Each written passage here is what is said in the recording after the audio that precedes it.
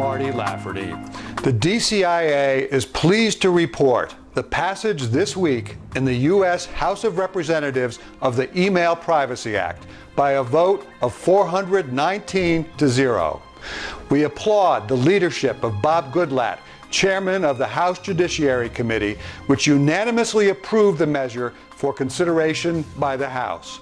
And we salute Chris Calabrese, Vice President Policy at the Center for Democracy and Technology, for his leadership of the Digital Due Process Coalition, in which the DCIA participates and which has worked tirelessly for passage of the bill. More than 70 leading civil society organizations, companies, and trade associations supported H.R. 699 to update the seriously outdated Electronic Communications Privacy Act as the law that sets standards for government access to private internet communications. ECPA should reflect internet users' reasonable expectations of privacy with respect to emails, texts, notes, photos, and other sensitive data stored in the cloud. But passed nearly 30 years ago, ECPA did not contemplate today's technologies.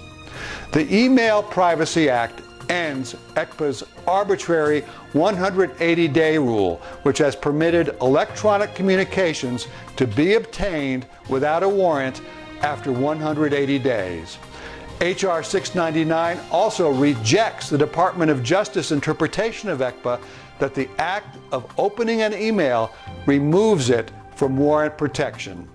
It also ratifies the Sixth Circuit's decision in U.S. versus Warshak that digital content is protected by the Fourth Amendment. The Email Privacy Act requires that law enforcement obtain a probable cause warrant for content with limited exceptions, and it does not carve out civil agencies from the warrant requirement, which would have expanded government surveillance power and undermined the very purpose of the bill.